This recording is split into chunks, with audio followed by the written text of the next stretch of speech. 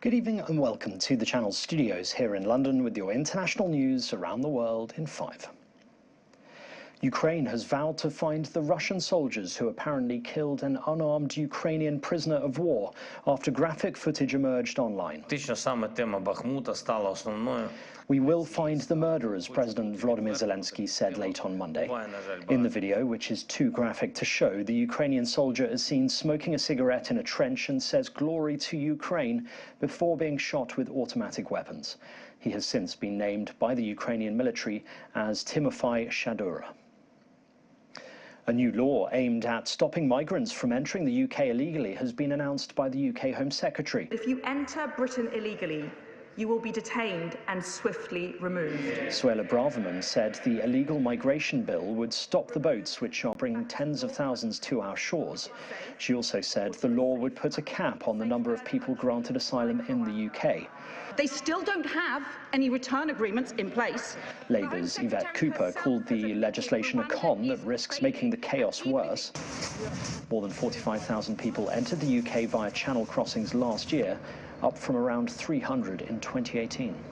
Only those under 18, medically unfit to fly, or at a real risk of serious and irreversible harm, an exceedingly high bar in the country we are removing them to, will be able to delay their removal. Any other claims will be heard remotely after removal. Rescuers on a remote Indonesian island have searched for signs of life after a landslide killed 15 people and are awaiting reinforcements to find another 42 still missing. The landslide followed 6 days of torrential rain and buried houses on a village on the island of Serasan in Natuna region, about 80 kilometers off the island of Borneo. Georgia police in the United States have filed terror charges against 23 protesters accused of attacking officers at an event against a planned police training site. Police say the group left the larger protest to throw large rocks, bricks, Molotov cocktails and fireworks at officers and construction equipment. Hundreds of people attended a concert at the construction site on Sunday, and 35 were arrested amid violent clashes. The planned training center in Atlanta has been dubbed Cop City by critics. Australian officials have warned of rising risks of bushfires in the east of the country after about 2 years of frequent flooding and rain as a severe heatwave pushes temperatures in several regions to their highest in 2 years. A total of 33 fires are burning across New South Wales, Australia's most populous state, of which Sydney is the capital, with 12 not yet contained. 5 public schools have been shut amid a total fire ban across large parts of the state. 2 bushfires have been downgraded from emergency warning levels overnight, but officials said they could flare up again. Analysts say rolling blackouts in South Africa are largely responsible for the country's gross domestic product shrinking more than expected.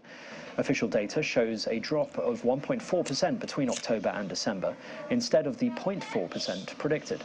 The impact of the power outages was bound to have a knock-on effect to the economy. Only 2 days of the period from October to December were without power cuts.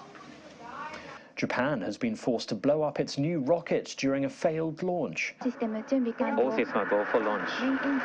Main engine start. Its space agency had to send a self-destruct command to the H-3 rocket when its second stage engine failed minutes after liftoff. It is a significant setback for Japan's Aerospace Exploration Agency.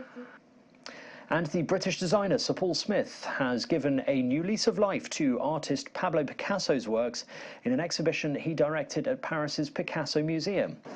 The collaboration comes as the institution marks the 50th anniversary of the Franco-Spanish artist's death. Known for iconic, colourful designs, such as his stripes and monkeys, Smith conceptualised backgrounds with patterns and textures reminiscent of Picasso's works.